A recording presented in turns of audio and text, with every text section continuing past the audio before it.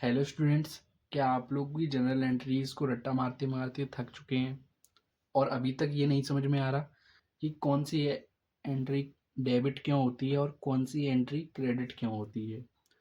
चलिए, आज की पार्ट वन में हम समझते हैं और बिल्कुल बेसिक से पढ़ेंगे हम इसे।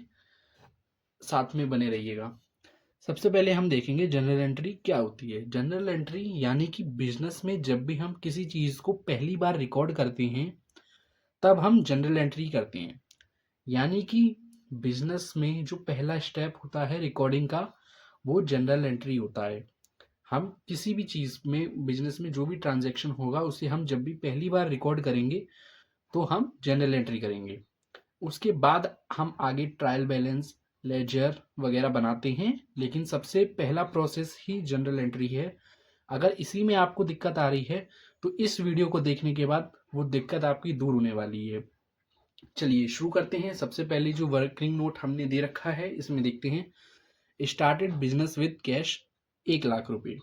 मान लीजिए बिजनेस शुरू किया किसी ने 1 लाख रुपए से, तो इसकी एंट्री क्या होगी? सबसे पहले हमें क्वेश्चन देखते, हमें खुद से दो सवाल पूछने हैं कि इसमें जो दो चेंजेस होंगे, यानी हर ट्रांजेक्शन के दो रिजल्ट होंगे, कोई चीज़ कहीं पे बढ़ेगी, कोई चीज़ कहीं पर घटेगी।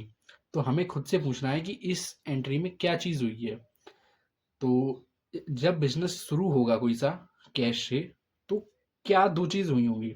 आप लोग मुझे बताएं। नहीं पता, कोई बात नहीं, मैं बताता हूँ।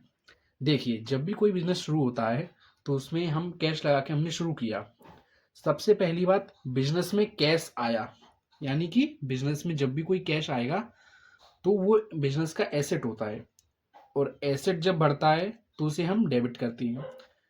आपको ये चीज़ें जब भी पता लगेंगी जब आपने मेरी पिछली वीडियो क्लियर रूल को मैंने समझाया है, आपने उसे पढ़ा होगा। मैंने भी दो गोल्डन रूल्स होते हैं, एक होता है ट्रेडिशनल, एक होता है मॉडर्न अप्रोच। मैंने मॉडर्न अप्रोच पढ़ा है, वो मुझे काफ़ी सरल लगता है। आशा है आप लोग भी वही चीज़ पढ़ें, और फिर आपके इस ऊपर डिपेंड करता है आपको जिस चीज़ में अच्छे से समझ में आए आप वो चीज़ पढ़ सकते हैं।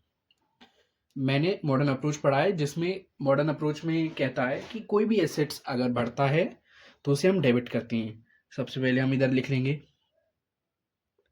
Cash account debit.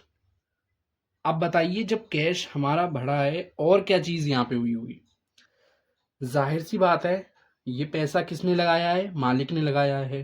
तो मालिक का लगाया गया पैसा जब भी बढ़ता है तो क्या होता है? उसे हम कैपिटल मानते हैं, यानी हमारा कैपिटल बढ़ा, और कैपिटल बढ़ता है तो उसे हम क्रेडिट करते हैं। यहाँ हम लिख देंगे टू कैपिटल अकाउंट। कितने रुपए से? 1 लाख रुपए से। सेम चीज यहाँ पे लिख देंगे। यहाँ पे हम नरेशन भी लिख सकते हैं, being cash invested bye owner, या अपने हिसाब से वो लिख लीजिएगा। अब दूसरी एंट्री करते हैं। यहाँ पे हम परचेज गुड्स फॉर कैश 20,000 रुपये, यानी कि गुड्स को परचेज किया गया है, वो भी नगद यानी कैश में। इसकी एंट्री क्या होगी? इसकी जो एंट्री होगी वो होगी, सबसे पहले हम इसके देखते हैं इसमें दो चीज क्या इफेक्ट हुई। सबसे पहली चीज जो इसमें इफेक्ट हुई है वो है परचेज, यानी हमारा क्या हुआ है? खर्चा हुआ है। जब भी हमारा कोई खर्चा यानी एक्सपेंस हमारा बढ़ता है तो उसे हम क्या करते हैं? उसे हम डेबिट करते हैं। और कैश से किया, यानी कैश हमारा कम हुआ, एसेट कम हुआ तो क्रेडिट हो गया। इसकी भी बहुत ही आसान तरीके से हमने देख लिया। परचेज अकाउंट हमारा डेबिट हो जाएगा, और क्या गया है? कैश गया है, तो कैश अकाउंट को हम क्रेडिट कर देंगे। जब भी हमारा एक एसेट कम होता है तो उसे हम क्रेडिट कर देते हैं। कितने से? मात्र 20,000 से। आइए इसका नरेशन, इसका भी नरेशन होगा कि goods purchase by cash, sold goods for cash 15,000। तीसरी एंट्री क्या कह रही है? हमने सामान को बेचा, किसमें? कैश में। फिर दोबारा वही क्लियर रूल का कॉन्सेप्ट लग जाएगा। दो चीज क्या हुई हैं? पहला, हमने कोई सामान बेचा है, दूसरा हमें कैश मिला है। कैश क्या मैंने बोला बार बार कि एसेट हमारा बढ़ा, यानी इसमें तो हम बताने की कोई बात ही नहीं है। कैश अकाउंट जब भी हमारा बढ़ेगा तो हम उसे डेबिट करेंगे। कैश नहीं, कोई सा भी एसेट्स हो वो अगर बढ़ेगा तो उसे हम डेबिट करेंगे। अब टू यहाँ पे क्या आएगा आप लोग को पता है? देखिए, जब हमने सामान बेचा यानी कि हमने अपना कोई भी गुड बेचा तो क्या चीज़ हुआ होगा बिजनेस में, उसका इम्पैक्ट क्या पड़ा होगा? उसका जो इम्पैक्ट पड़ा होगा बिजनेस पर वो ये पड़ा होगा कि हमें रिवेन्यू मिला होगा। उससे क्या हुआ होगा? रिवेन्यू। रिवेन्यू जब भी बढ़ता है तो क्या होता है? रिवेन्यू बढ़ता है तो हम उसे क्रेडिट करते हैं। तो यहाँ पे कौन सा? सेल्स अकाउंट आ जाएगा। कितने से? 15,000 रुपये से। इसका जो नरेशन होगा वो भी सिंपल हो जाएगा। Being good sold by cash या सोल्ड फॉर कैश। तो स्टूडेंट्स, आप लोगों ने देखा हम लोगों ने कितने बेहतरीन तरीके से हमने इसकी सारी एंट्रीज को कवर किया। मैं एक बार और फिर आपको यही कहना चाहूँगा कि अगर आप जनरल एंट्रीज को उस हिसाब से पढ़ेंगे कि आप बिजनेस हैं तो आपको कभी दिक्कत नहीं होगी एंट्रीज करने में। हाँ, एक बात है, आपको जो भी परेशानियाँ दिक्कत आती हैं आप हमें ज़रूर कमेंट में बता सकते हैं। हम उसका टाइम टू टाइम रिप्लाई ज़रूर करेंगे। आप लोग को सिर्फ हमारे साथ पढ़ते रहना है। अभी हम पार्ट 1 लाए हैं, आगे इसकी हम जैसे-जैसे सीरीज़ लाएँगे पार्ट 2, पार्ट 3, तो आप लोग वो भी देखिएगा, जिसमें हम और डिफ़िकल्ट पॉइंट्स को कवर करेंगे, जिसमें हो सकता है आप लोगों को दिक्कत आती हो।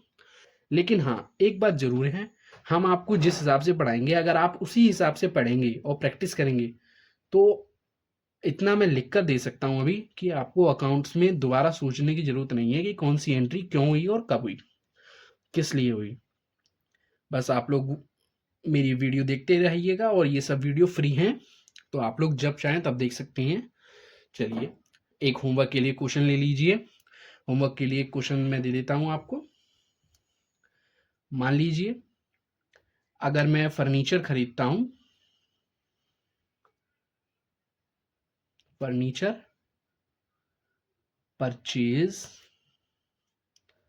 बाय कैश, कैश से खरीदा और मान लीजिए 10,000 रुपये का हमने खरीदा। ये आप लोग के लिए होमवर्क का क्वेश्चन है। आप लोग, आशा है आप लोग इस सवाल को करेंगे और कमेंट में पिन करिएगा, हम आपका रिप्लाई करेंगे। तो मिलते हैं पार्ट 2 पे, तब तक के लिए धन्यवाद। वीडियो अच्छी लगी हो तो सब्सक्राइब ज़रूर करें। मिलते हैं पार्ट 2 पे।